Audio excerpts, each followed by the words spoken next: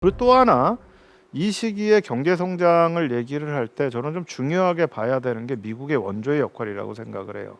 근데 제가 사실 이 미국의 원조에 대해서 연구를 하면서 굉장히 인상 깊게 읽었던 게 로스토우라고 하는 사람이 쓴 책입니다. 케네디 행정부에서부터 이 개발도상국에 대한 경제 개발 원조를 이제 이 강력하게 주장했던 게 바로 이 로스토우입니다. 로스토우의 얘기는 1950년대까지는 미국이 무상 원조를 그냥 준 거예요. 개발도상국에다. 근데 이거는 개발도상국들이 자기들이 뭔가 경제를 발전시켜야 된다라고 하는 인센티브를 줄 수가 없다는 거예요.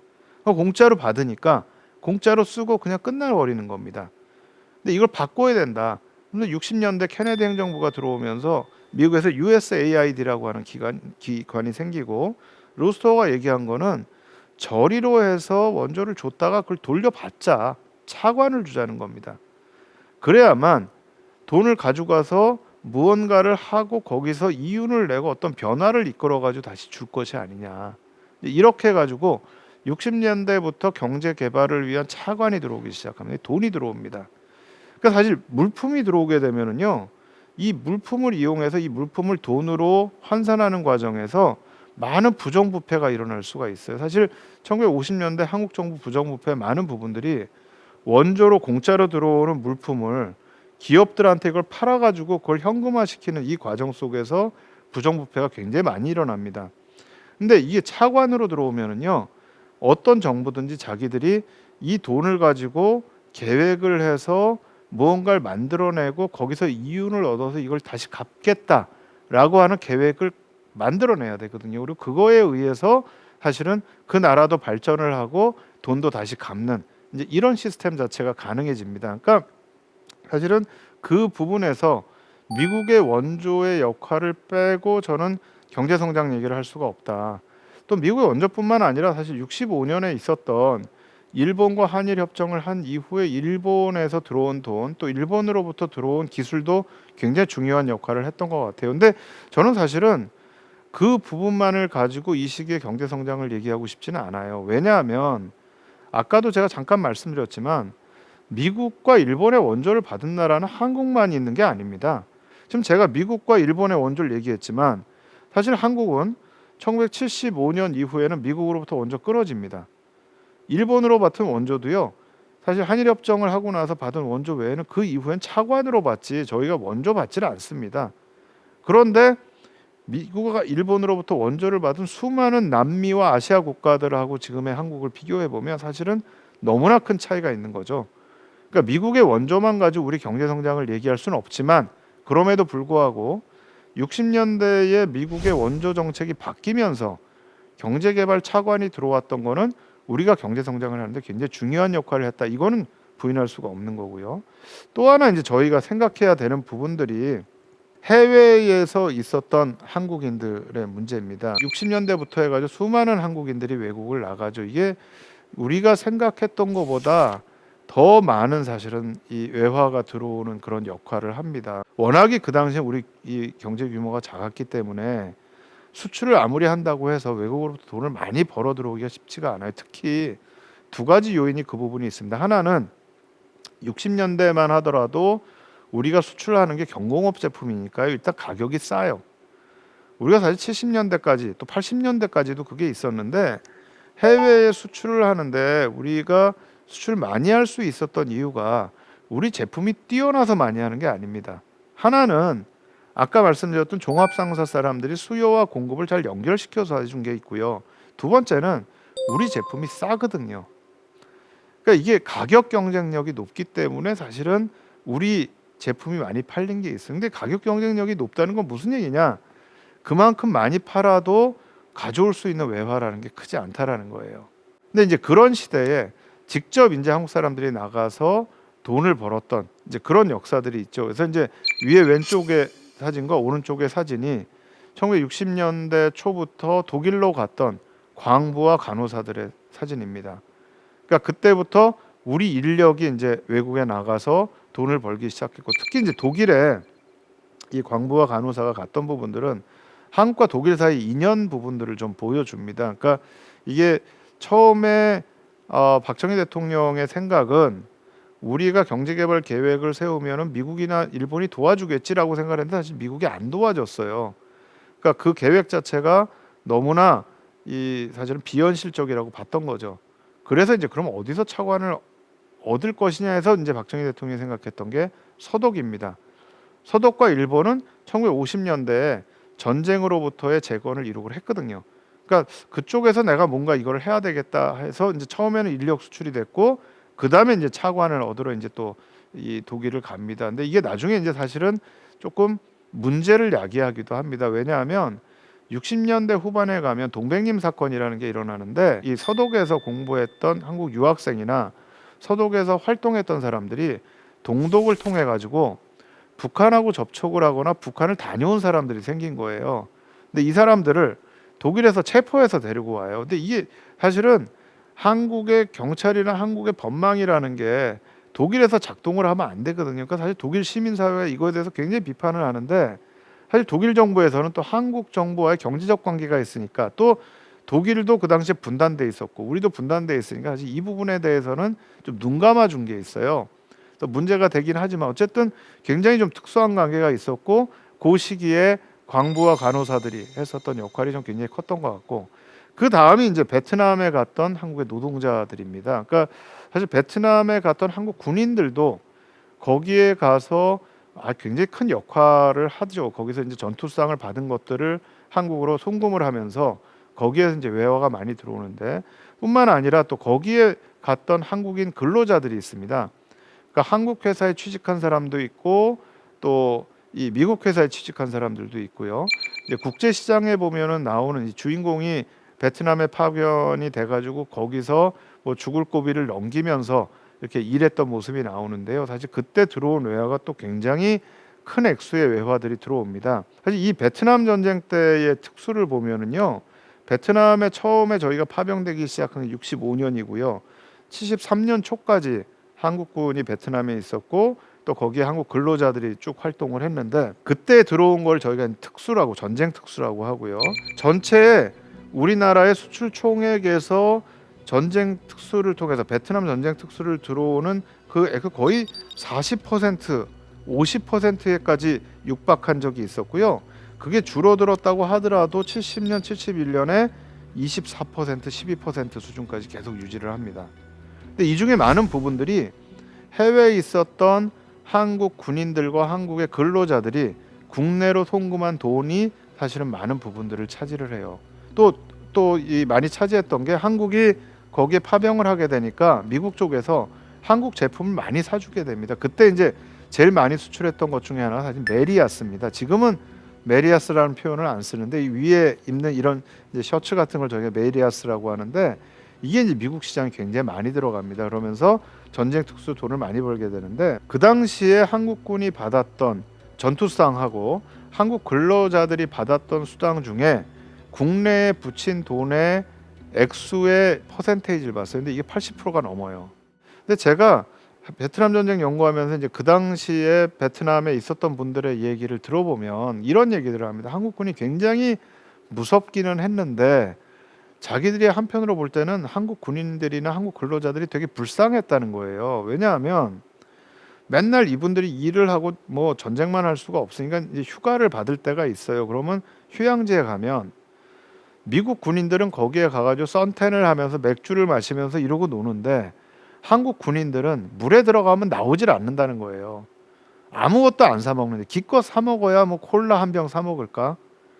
그러니까 사실은 이분들은 거기서 정말 좋은 아빠이고 좋은 아들이고 좋은 남편이었던 거예요.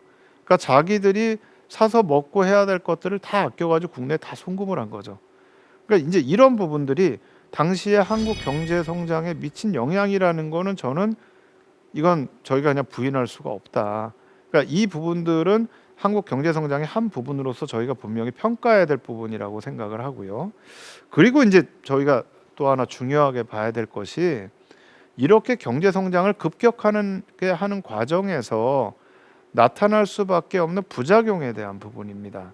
그러니까 성장을 급격하게 하다 보니까 여러 군데서 삐걱삐걱 될 수밖에 없어요. 근데 이제 그 부분에 하나가 나타났던 게 72년의 83 조치입니다.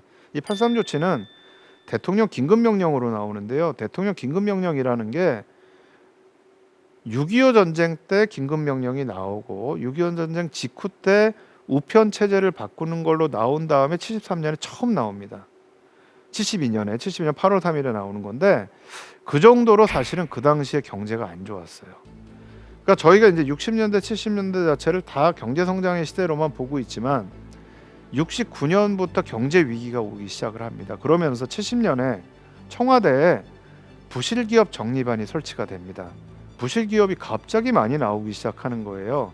그래서 이 부실기업들을 어떻게 정리하냐. 사실 이 기업들을요, 부실한 기업들을 다 정리해버리면 국가 경제가 무너져요. 왜냐하면 기업이 없는 것도 문제지만 기업에 고용돼 있던 사람들도 다 실업자가 되거든요.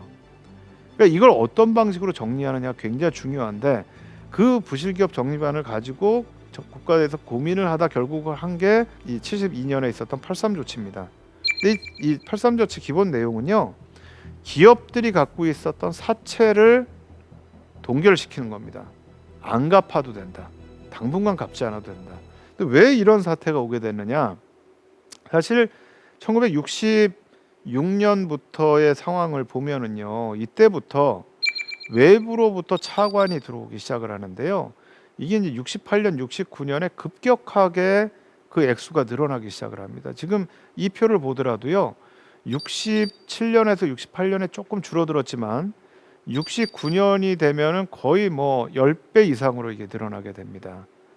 엄청나게 늘어나는 거죠. 근데 사실 이때 이렇게 늘어나는 이유가 뭐냐면 66년, 67년까지만 해도 수출로 먹고 살아야 되겠다라는 생각이 그렇게 강하지 않았어요. 그러니까 저희가 초반에 나왔던 경제개발 정책에서의 수출은요, 한국이 워낙이 무역수지 적자가 심하니까 수출을 더 늘려서 무역수지 적자를 줄이겠다라는 의미에서 수출이었습니다. 근데 이거를 수출을 하다 보니까 이게 돼요. 우리가 이 가격 경쟁력이 있구나, 해야 되겠구나 하면서부터 64년 5년부터 점점 수출에다 강조를 두기 시작을 합니다. 그러면서 67년 68년에 나오는 얘기가 뭐냐, 수출 입국이라는 얘기가 나옵니다. 수출로 나라를 세우겠다.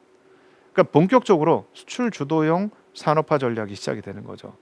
근데 수출을 하려 그러면 기술이 있어야 돼요. 아무리 노동 집약적 경공업이라고 하더라도 뭘 만들 수 있는 기계가 있어야 되고, 또 그거 기계가 들어오면 그 기계를 사용할 줄 아는 기술이 있어야 됩니다. 그러니까 그런 어떤 기계와 기술을 들여오다 보니까 이제 차관이 필요한 거고, 그거에 의해서 이제 외화 차관들이 막 들어오기 시작하는 거예요. 그런데 사실은 정부가 이 차관을 들여올 때 굉장히 중요한 역할을 하는 게 뭐냐면요, 아무 기업이나 돈을 꿔주는 게 아니에요. 특히 한국처럼 이제 개발도상국에서 겨우 성장하기 시작한 나라에다가 그냥 돈을 꿔주면 잘못하면 못 갚을 수가 있잖아요. 그러니까 정부가 지불 보증을 해줍니다. 이 기업이 꿔오는 돈에 대해서는 정부가 보증을 해주겠다. 우리가 만약에 못 갚으면 나라도 나서라서 이걸 갚겠다라고 이제 하면서 지불 보증을 해주니까 굉장히 이 차관이 들어오는 액수가 커지게 되고요. 또 정부에서도 수출을 하겠다는 기업에 대해서는 차관 들여오는 거에 대해서 따로 통제를 하지 않습니다. 그러니까 많은 외채가 들어오게 되는 거죠. 근데 지금 여기에 보시면요, 운영자금이 갑자기 늘어나기 시작을 합니다. 이건 지금 기업의 운영자금입니다. 도대체 이 돈이 다 어디에 쓰였을까? 처음에 66년에서 68년까지만 해도 사실은 이 쓰인 자금들이 수출을 위한 목적에 의해서 쓰였다는 게 이 표에 잘 드러나는데, 이게 69년 이후에 가면은 사실은 수출 외의 목적으로 돈이 쓰였다라는 게 여기 나타나기 시작을 해요. 근데 이 시점이 부실 기업이 나타나기 시작하는 시점입니다. 그러니까 뭔가 어쨌든 딴 데 썼겠죠. 나중에 이제 10년이 지난 다음에 한 신문에서 그런 기사를 씁니다. 사실 79년에도 또 한 번 위기가 오는데, 79년에 오는 위기를 그 신문이 진단하는 건 기업의 부동산 투자였습니다. 근데 그러면서 그 신문에 나왔던 기사에서 하는 얘기가 83 조치 때도 부동산 투자가 그 위기를 만들었다. 그러더니 몇 년이 지나지 않아서 또 해서 또 한 번 위기를 만든 거 아니냐. 사실 이 부분은 저희가 앞으로 좀 더 조사를 해봐야 되지만, 사실은 들여왔던 돈들이 원래 목적과 다르게 쓰였다라는 거는 사실 경제 위기를 가져올 수 있고, 이거는 사실은 정부가 통제해야 되는데 제대로 통제하지 않았던 부분들이 있습니다. 그래서 그 위기가 이제 제대로 통제가 안 되면서 79년에 가서 또 한 번 이제 위기를 봤는데, 바로 이 신문의 기사가 이 경제 안정화를 위한 종합 시책이라는 게 나옵니다. 근데 이때도 72년에 83 조치와 똑같이 기업들의 건전성이 굉장히 악화가 되면서 우리 전체 경제가 흔들리는, 그다음에 이 물가가 엄청나게 오르면서 인플레이션이 올라가는 이제 그런 상황을 맞이하게 됩니다. 근데 요 시기에 있었던 부분들을 보면서 제가 사실 좀 강조해서 보는 게요. 지금 이 오른쪽에 있는 신문이 83 조치에 대한 내용을 담고 있는데 대통령이 직접 담화를 발표를 해요. 근데 여기에 보면 사채가 너무 높다. 사채 비율이 너무 높아가지고 기업들이 다 무너지게 생겼다. 그래서 당분간 기업이 지금 빌려온 사채들, 개인의 돈 빌려온 거를 당분간은 안 갚아도 되게 하겠다.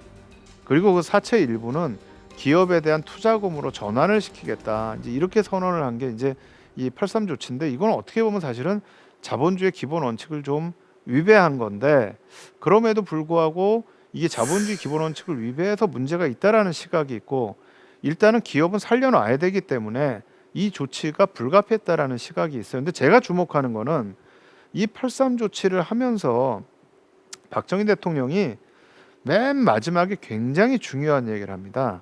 바로 기업가들의 도덕성 얘기를 합니다. 그러니까 이게 기업가들이 도덕성에 문제가 있다. 이 돈을 지금 제대로 쓰고 있는 거냐. 이 돈이 지금 경제 성장을 통해서 우리가 산업화를 하고 근대화를 하고 성장을 해야 되는데, 당신들이 지금 돈을 어디다 쓰고 있는, 당신들 모랄 해저드, 도덕적 해이에 대한 걸 지적을 합니다. 그러면서 앞으로 다시 한번 이런 사태가 있으면 그때는 절대 구제하지 않고 이 부분에 대해서 책임을 묻겠다라는 얘기를 맨 마지막에 합니다. 저는 이게 어쩌면 당시에 한국 정부가 하고 싶었던 얘기일 수도 있었던 것 같아요. 왜냐하면 제가 본 자료 중에 보면 당시에 청와대에 있었던 비서실에서 각 기업들이 보유하고 있던 부동산 조사를 합니다. 그래서 이 부동산을 매각할 경우에 어느 정도의 채무를 갚을 수 있는가를 다 평가를 해요. 사실 그리고 이 부분에서 문제가 되는 게 뭐냐면 위장사채라는 게 있습니다. 이것도 그 당시에는 굉장히 문제가 된 건데, 기업가가 자기의 돈을 이 기업을 통해서 해서 번 돈을 기업에 다시 투자하는 게 아니고요, 자기 이 주변에 있는 사람 이름으로 해가지고 기업에 사채로 줘요. 이걸 위장사채라고 합니다. 그러면 내가 기업에 투자해서 기업으로부터 버는 이윤보다 사채로 줘서 버는 이윤이 더 큰 거예요. 그 당시에 뭐 사채 이자가 엄청났거든요. 아까 제가 국내 저축률 얘기하면서 은행 이자 말씀드렸잖아요. 사채 이자는 은행 이자의 뭐 10배가 넘는 그런 수준입니다. 그리고 그 당시에는요, 은행 문턱이 굉장히 높았어요. 이게 어떻게 보면 박정희 시대의 경제 정책에 대해서 이제 논란이 되는 부분 중에 하나인데, 60년대 70년대에 사금융이 없습니다. 모든 한국의 은행은 국가가 소유하고 국가 통제하는 은행이었습니다. 이게 80년대 가서 처음으로 사금융이 시작이 되거든요. 근데 그런 상황에서 굉장히 관치금융으로 이 벽이 높으니까 기업들이 은행에서 돈을 빌리기가 힘드니까 사채를 계속 갖다 쓴 겁니다. 그리고 이제 기업가들은 위장사채를 계속 준 거고. 근데 이 부분들이 기업의 채산성을 악화시키고 기업의 건전성을 악화시켜 왔던 거예요. 그러니까 기업한테 사실은 경고를 한 거죠. 근데 사실 저는 이 부분은 상당히 좀 처리하는데 문제가 있었다라고 생각을 해요. 왜냐하면 사실은 시장의 원칙을 그대로 반영을 했어야 되거든요. 그러니까 처벌할 거는 처벌해야 되고요, 살릴 거는 살려야 됐습니다. 물론 우리가 그 당시에 경제 성장의 그 과정에 있었기 때문에 기업들이 우르수수 다 무너지면 안 되죠. 그러나 기업들을 평가를 해가지고 살려야 될 부분과 또는 정말 문제가 많으면 저는 합병을 시키거나 퇴출을 시킬 수도 있다라고 생각을 해요. 근데 일부 기업들은 사실은 그 시기에 퇴출이 됐습니다. 그런데 그렇게 되지 않은 부분들도 있어요. 그러니까 나중에 이제 83 조치가 나오고 나서 신문들에서 이 83 조치로 인해서 이득을 본 기업들의 명단들이 쭉 나옵니다. 물론 실명으로 안 나오고요, 뭐 D그룹, C그룹, H그룹 이런 식으로 해서 나옵니다.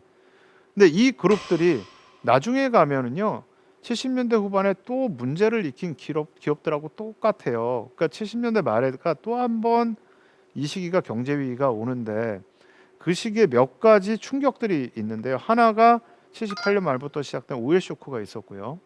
또 하나가 70년대 말에 강남 개발입니다. 부동산 투기입니다. 그러니까 이렇게 되면서 이 기업들이 실제 기업에 투자해야 할 돈이 사실은 기업에 투자가 되는 게 아니고 다른 데 투자가 되는 거죠. 그러면서 사실은 경제 위기가 또 한 번 오게 되는 겁니다. 그래서 79년에 이 조치는요. 사실은 어떻게 보면은요. 박정희식 경제 성장 정책, 또 산업화 정책의 마침표를 찍는 그런 발표였다고도 저는 생각이 돼요. 왜냐하면 중화학공업을 조정을 하고요. 반면에 생필품 공급을 확대하겠다. 이거는 72년 이후에 중화학공업화를 선언하고 쭉 왔던 부분들을 이제 스탑을 하거나 조정을 하는 거고요. 새마을 운동뿐만 아니라 기존에 정부가 해왔던 산업들이나 이 정책들을 다 중단을 하거나 연기하는 걸 발표를 하거든요.